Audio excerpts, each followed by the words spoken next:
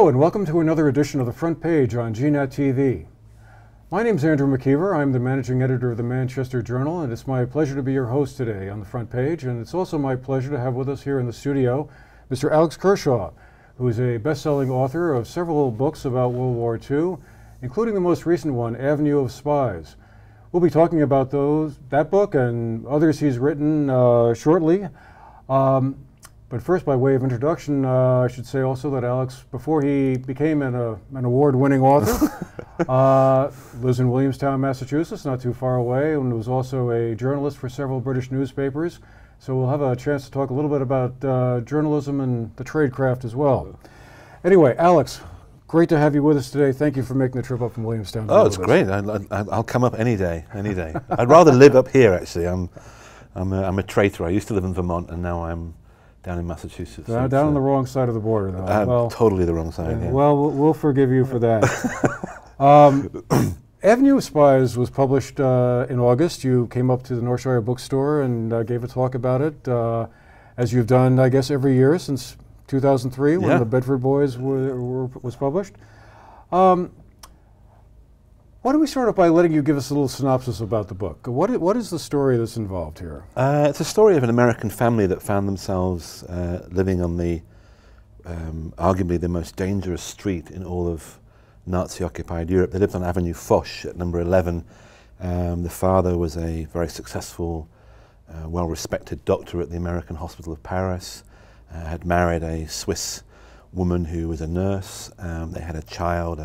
Actually, in 1940, when the Germans occupied Paris, their child was 12 years old, a guy called Philip Jackson, still alive today. And anyway, the book is a story of the family's travails and adventures and role in the French resistance during World War II. In 1943, the family became involved in a network of the French resistance called the Gaulet Frégate Network. And sadly, tragically, eventually they were betrayed and deported to concentration camps.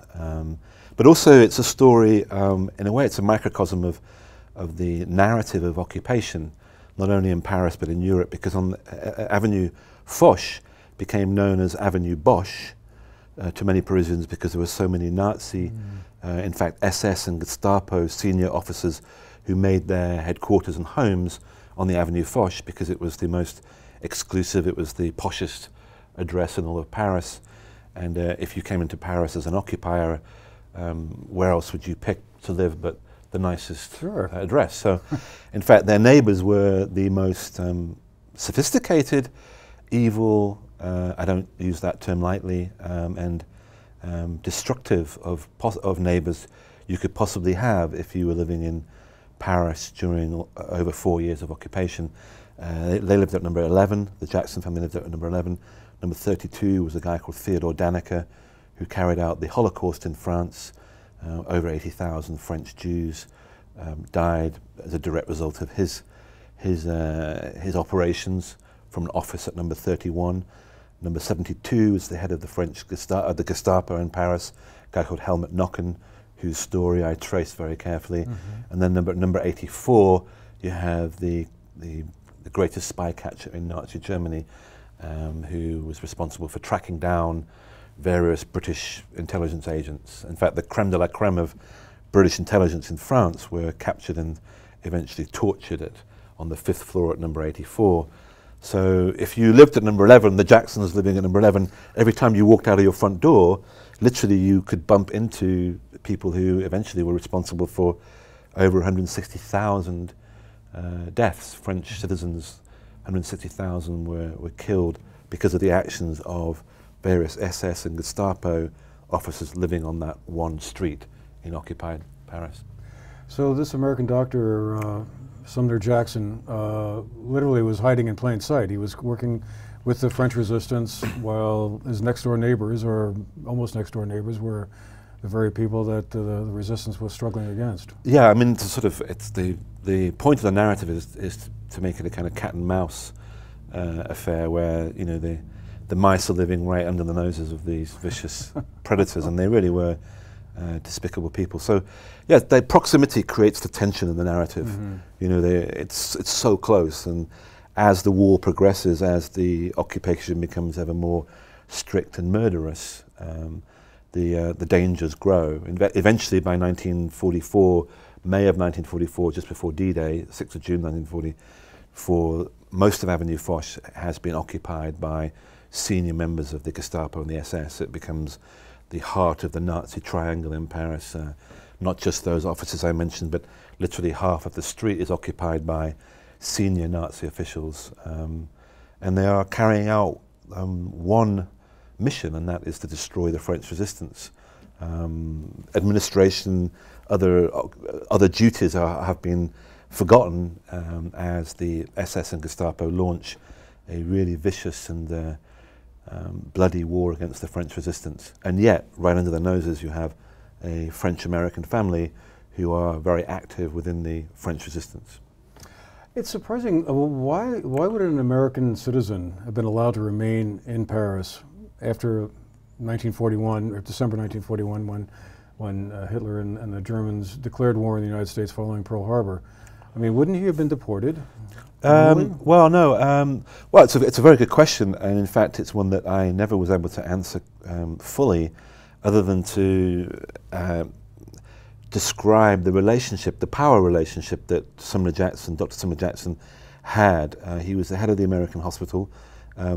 He was actually arrested in 1942 and interned, as were all male American citizens between 18 and 65.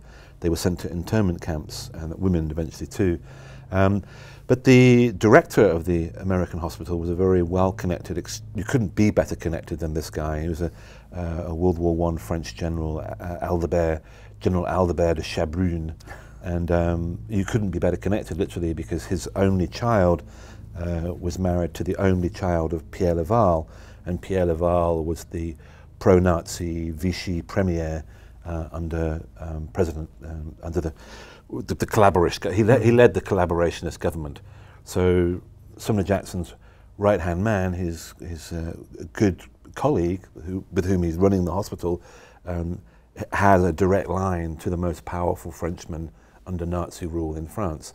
So what happened was that de Chabrune arranged for Jackson to be released from an internment camp and protected him, because he was a superb doctor and he needed him to maintain the integrity and the independence of the American hospital. This guy was someone that Chabrune absolutely needed at his side, and he made sure that various people were told to not arrive at the hospital, or he protected Jackson. Right. And that's why, as late as almost on the eve of D-Day, you have Jackson walking out of his home on 11 Avenue Bosch, surrounded by Nazi and SS baddies, and getting on a special bicycle. He was quite tall. He was like 6'3". Grew up in Maine. It's a real Yankee kind of backwoods childhood in Maine, and he had a bicycle specially tailored for his height and size. And so he'd get on this bicycle and would literally ride down Avenue Foch, with an old World War I flying helmet with flaps over his ears. And he was a prominent figure. I mean, he was there goes the American doctor who runs the American hospital, and he was obviously extremely well connected and protected. Okay. So what gave you the idea for the story? I mean, was there something that happened that, you stumbled upon this this tale and decided, wow, I was in Paris, and I was like, oh my God, wouldn't it be nice if I could somehow persuade a publisher to pay for me to go and spend a lot of time in Paris and get drunk and eat and enjoy myself. Yeah. So I thought, well, what kind of story? I mean, I've always loved France. I've been obsessed with France ever since I was a kid, for many reasons, and spent many very, very happy vacations there, etc. And I had never had the opportunity to be able to try and convince someone to allow me to write a book set in Paris, and so I spent a bit of time there, and I started to research World War II and France, and wanted to tell that story from an American point of view, because that's primarily my audience is an American audience. And I became fascinated by liberation. The liberation of Paris in August 1944 was a wonderful story. But then I came across an interview done with a French radio station with Philip Jackson about 6 years ago, and Philip Jackson is the son of Sumner Jackson. He lived at Avenue Foch, and I thought to myself, is this guy still alive? I mean, so it said in the interview, it said that he lived at Les Invalides, which is the sort of the retirement home, stroke museum, stroke hospital, but it's where the creme de la creme of the French military and the French resistance live in Paris. And in the interview I read in French, it said that he lived at Les Invalides. So the first thing I did was I called up Les Invalides and sent a fax and did whatever I had to do. And then suddenly, 2 weeks later, I received an email with the telephone number for Philip Jackson, and he has a telephone in his own private room, literally about a stone's throw, a short stone's throw from Napoleon's tomb, because Napoleon's tomb is under the dome of Les Invalides, right. at Les Invalides. And I called him up and said, like, can I come and see you? So I went to see him. It was the first of several visits, and I said, I want to tell the story of your family, of Avenue Foch, and he was an amazing resource for me because he's still alive and had a very good memory, very, very, very good memory. These were the most formative years of his life. He went from 12 years old when the Nazis arrived in Paris to 17 at the end of the war. So the book, in a way, is a sort of part of the book is a Bildungsroman, a tale of a coming of age story of a young of a boy becoming a man in some of the most dramatic circumstances you can imagine. But I was able to, by interviewing him at great length, I had quite a lot of detail and emotion and I hope quite a bit of humanity to the narrative. I was able to make it very personal, which is what I enjoy doing. So at certain points, certain dramatic moments, you have I think you're very close as a reader. I hope you're very close as a reader to at least one of the characters, the son of the only child of the Jacksons. So what has drawn you to write almost exclusively about World War II in the course of your books? I mean, it's a huge, sweeping, epic historical event, 70 or so years ago now. What is it about that event that makes you want to return to it over and over again in the course of your writing? I think there's well, it's a fantastic story. It's the greatest story of our time.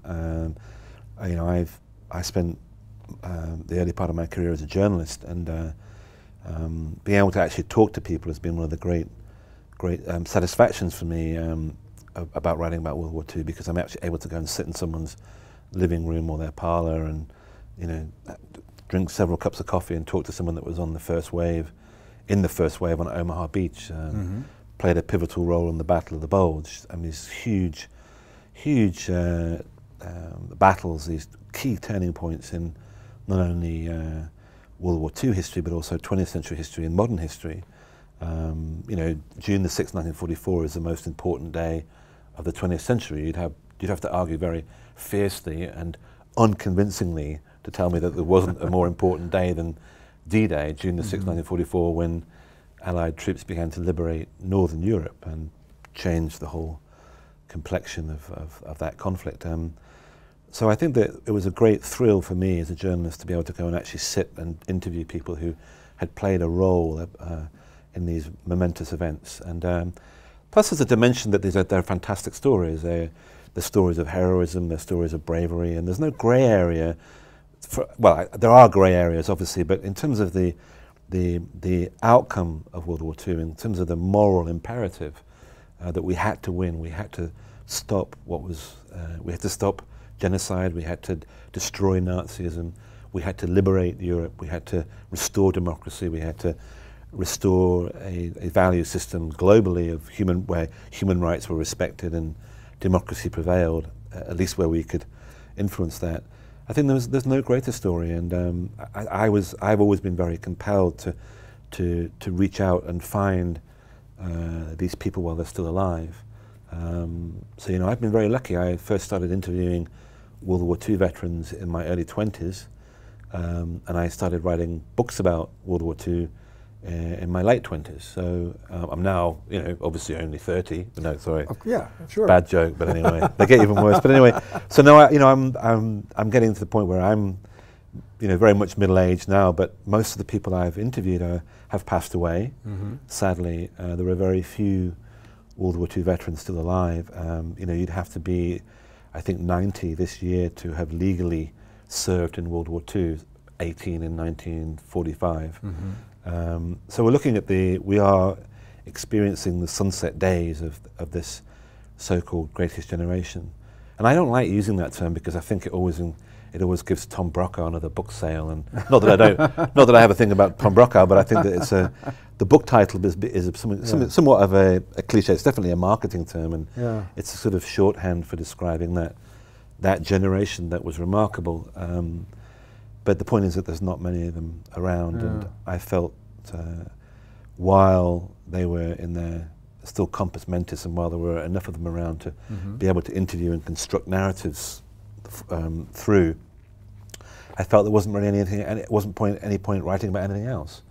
I mean, it's like, while they're still alive, why not go and interview them? Because these are you're not going to be able to find these stories again. I'll give you an example. I've been interviewing a guy called John Katsaros, who's a member of a B-17 bomber crew, and he lives just north of Boston. And he's the only guy from his crew of 10 on this B-17, a B-17 called Man of War, who shot down over northern France in March of 1944. And two of his crew, he and another guy, made what were called home runs. Now, in World War II, there were around about 3,000 Americans who made a home run.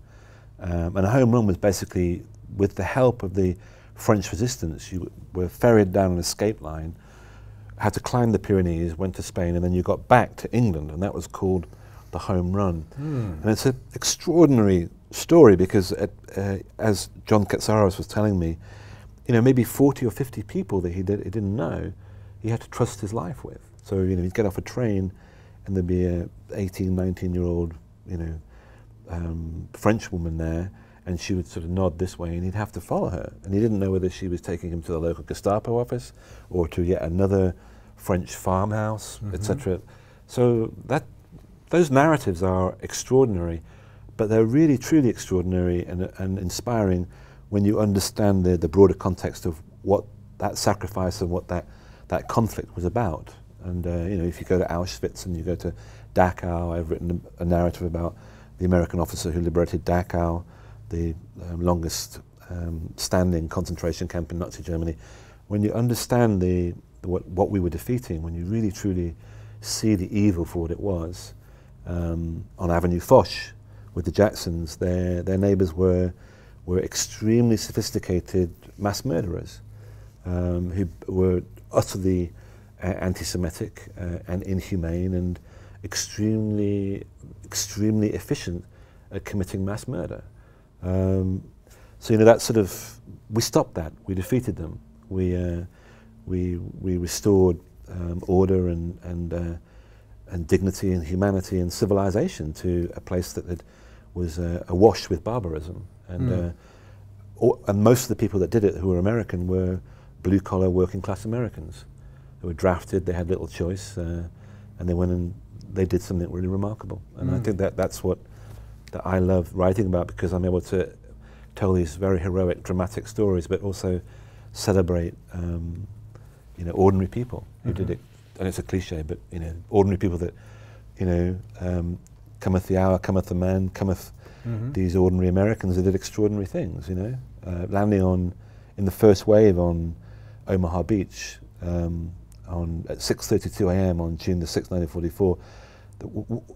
However long you were there for, whatever you did, had enormous significance. And the consequences of that are extraordinary and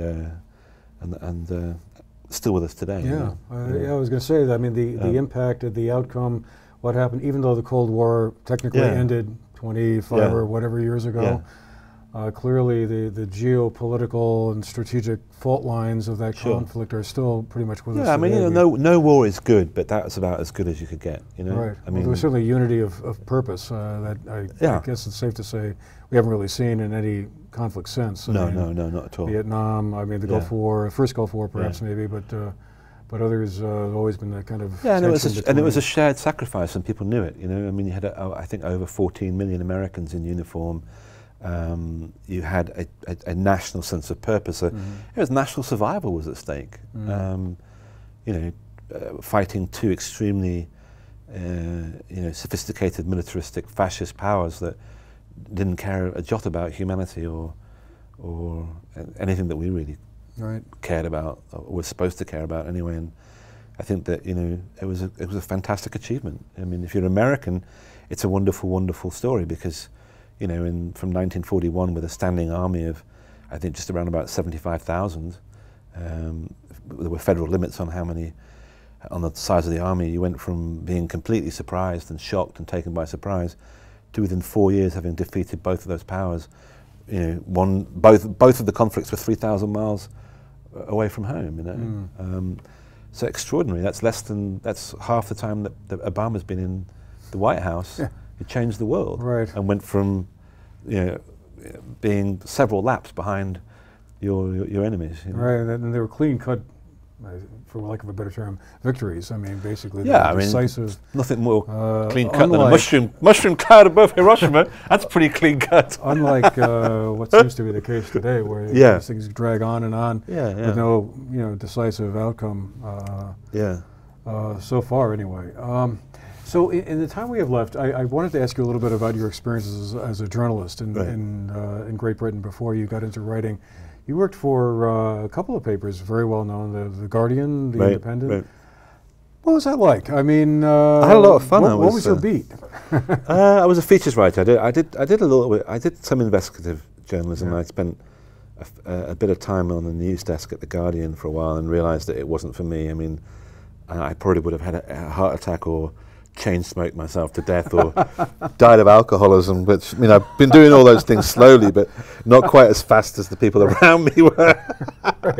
That's sort of the sitting there and watching people, type manically as the deadline came on a news story, it's a front page news story, and it's, maybe, I remember one guy was in front of me was covering a very important, complicated criminal trial, and knowing that you just can't make a mistake, and because in Britain you have several other people doing the same thing at the same time in different newspapers, the Telegraph, the Times, the Independent, the Guardian, the Daily Mail, the Sun, you have an incredibly healthy but extremely competitive news environment. So, if you get it wrong, the news editor the next morning is going to be saying, oh, well, brings out 7 newspapers, all with a front page story, and you're the only guy that wasn't listening in court, So I knew that wasn't for me, but I found a new job. Huh? Yeah, but I had a fantastic, I started off working, I think I first worked for The Guardian when I was like 23, 24, and I